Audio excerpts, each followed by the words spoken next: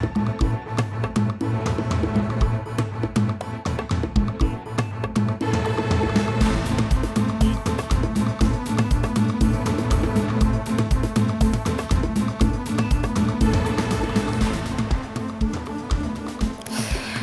à tous, bienvenue. Après la vague d'indignation hier suite à la hausse du prix de certaines denrées alimentaires, le ministre du Commerce annonce la suspension de ces augmentations qui fragilisent les ménages ivoiriens.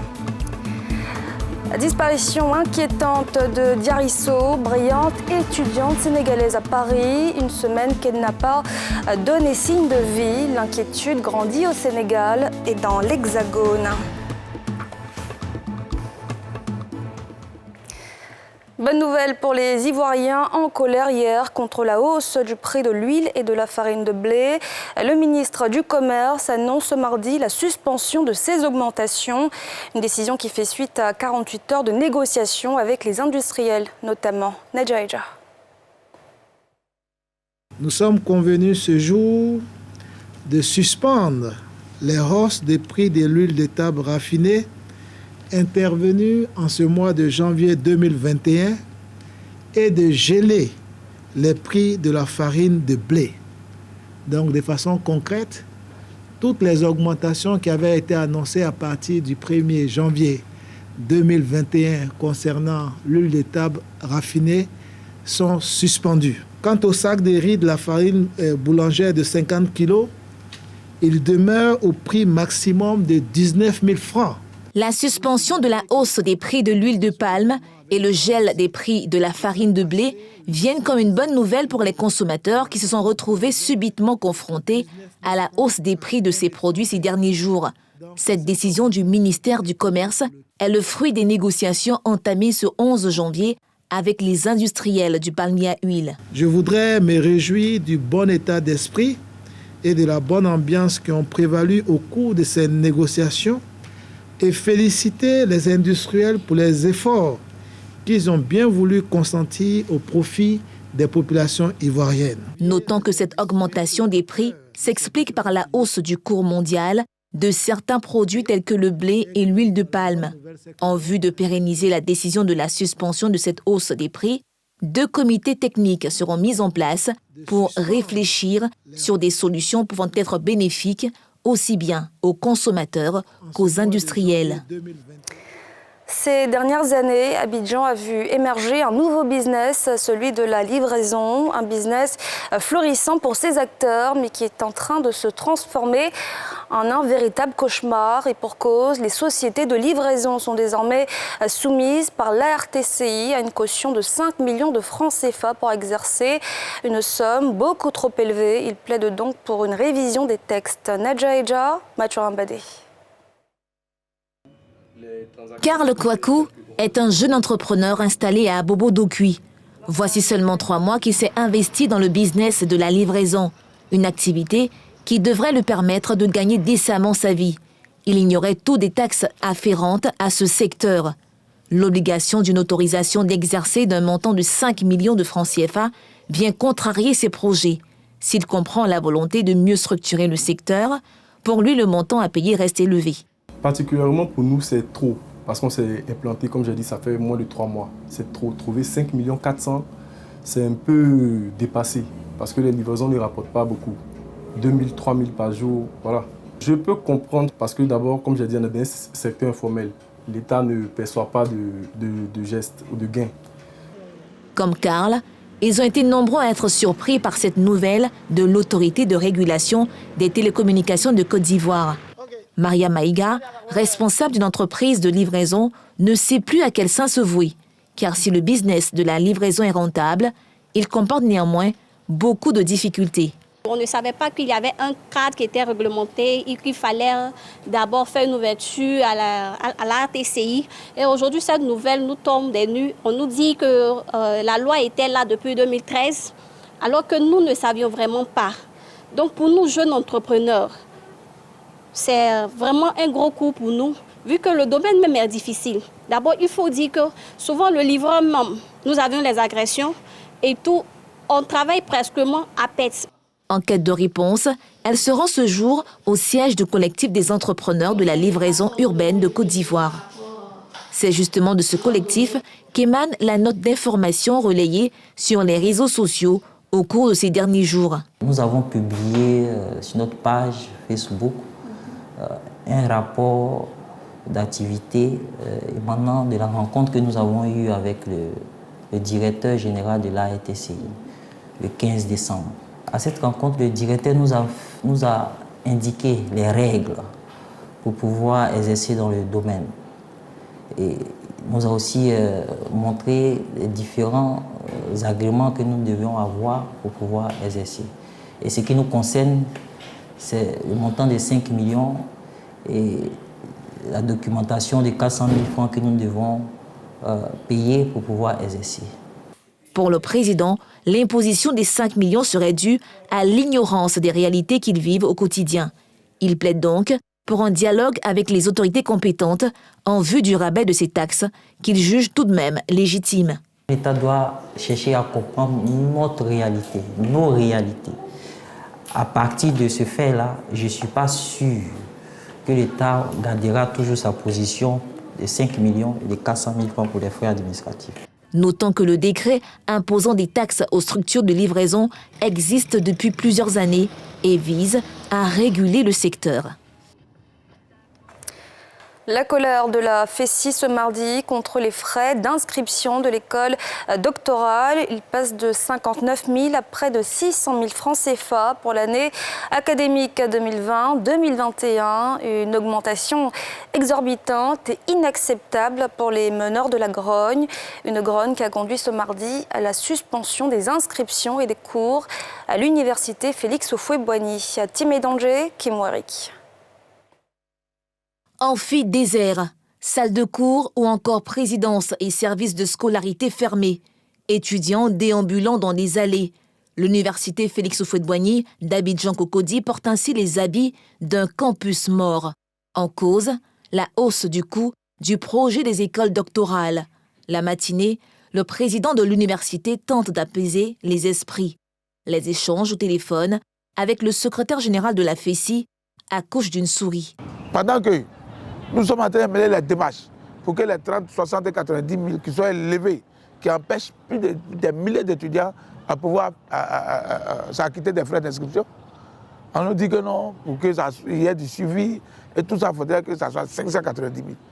Nous avons dit que non, il ne faudrait pas qu'on déplace les problèmes. Même intransigeance du côté des doctorants.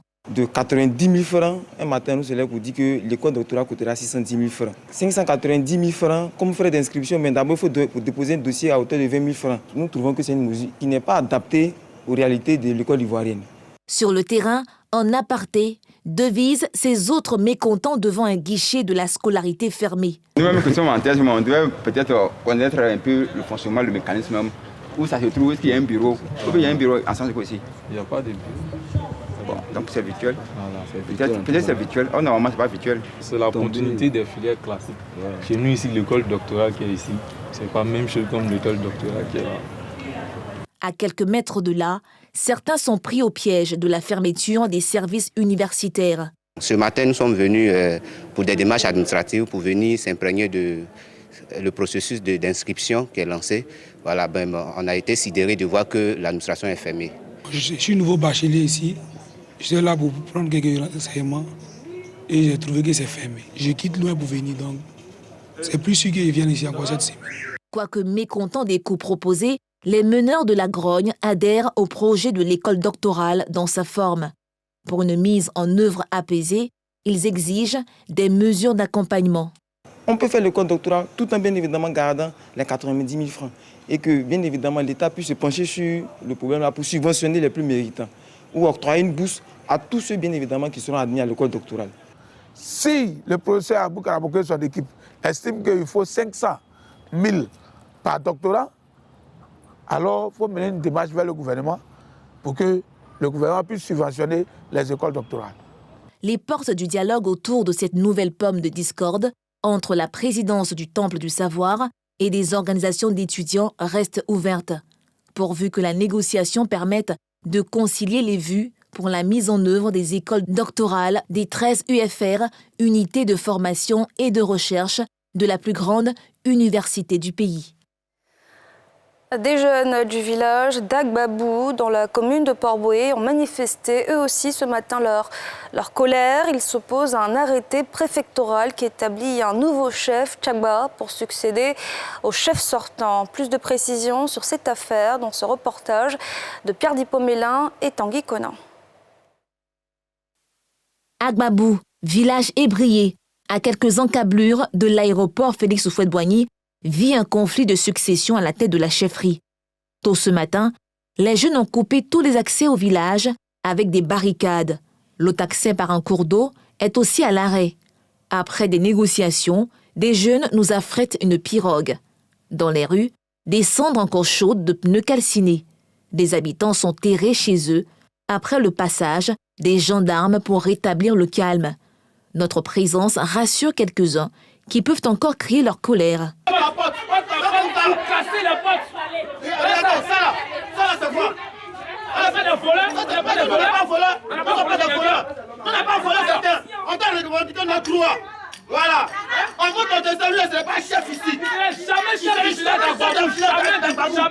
Ils s'opposent au nouveau chef Koutouan Brawa Claude Etienne, de la génération Tchagba, confirmé par un arrêté préfectoral la veille.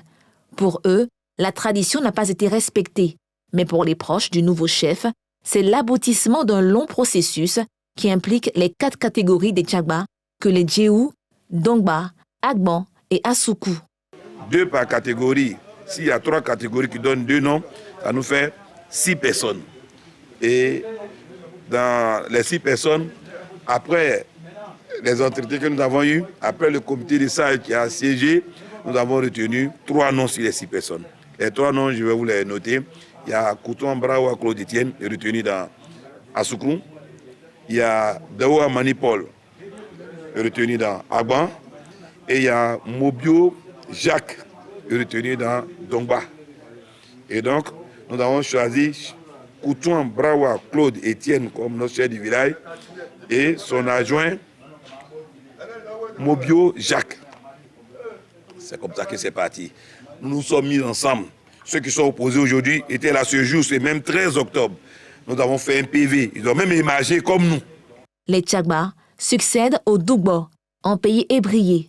Un changement générationnel à la chefferie Hatchan, qui s'accompagne, pour bien des cas, par des conflits. La rencontre entre Kakabé, le ministre de la Réconciliation nationale, et les guides religieux musulmans ce mardi. Une rencontre pour demander la bénédiction des imams. Selon le ministre de la Réconciliation nationale, sa nouvelle mission ne peut se faire en dehors de la volonté de Dieu. Je vous propose de l'écouter à ce propos. Je suis venu en premier lieu saluer nos frères musulmans et leur confier ma mission. Placer la réconciliation sous l'égide du Dieu Tout-Puissant. Que nos imams puissent donc se considérer comme étant eux-mêmes ministres de la réconciliation et m'accompagner dans cette lourde mission. J'aurai besoin d'eux, de leurs conseils, de leurs encadrements. J'ai commencé par eux. Je verrai aussi leurs frères des autres confessions religieuses. Heureusement que ce pays-là est bâti sur un socle. Il n'a pas connu de guerre religieuse. Il n'en connaîtra pas, je pense. Nous avons besoin que chacun joue sa partition dans cette nouvelle dynamique. Je dis aux chefs religieux, quand j'ai observé le président de la République, il y a quelques mois, même hier encore, je me suis convaincu, rien qu'à le regarder, qu'il est dans une bonne disposition d'esprit à aller à la paix. Sport à présent avec l'Abidjan Basketball qui a fait sa rentrée vendredi dernier. L'occasion pour le club créé en 1997 de réaffirmer sa volonté de rester au sommet du basketball ivoirien. Salif Yadekoué, Kimo Eric et Tanguy Conan. L'Abidjan Basket Club a fait sa rentrée vendredi dernier à la piscine d'État de Trècheville. Une occasion pour les premiers responsables du club de présenter leurs priorités en présence d'un parterre de personnalités, dont le président de la Fédération ivoirienne de basketball, Mahama Koulibaly. L'équipe pilotée par le président Aboubakari Touré entend mettre en œuvre une nouvelle approche managériale afin que ce club soit le leader du basketball ivoirien. La mobilisation de toutes les troupes était au rendez-vous. En raison de l'ampleur des actions aussi menées, les résultats ne se sont pas fait attendre. Avec l'équipe masculine, une médaille de bronze en 2003, une médaille d'argent en 2004 et une médaille d'or en 2005, c'est-à-dire champion d'Afrique de club. Au niveau national, 19 titres de champion de Côte d'Ivoire, dont 15 d'affilée, 9 titres de vainqueur de coupe nationale et bien d'autres. Chez les dames, les résultats ont été aussi éloquents. Il y a eu elles ont été 8 fois championnes de Côte d'Ivoire, et elles ont eu médaille de bronze, médaille d'argent pour les clubs champions également.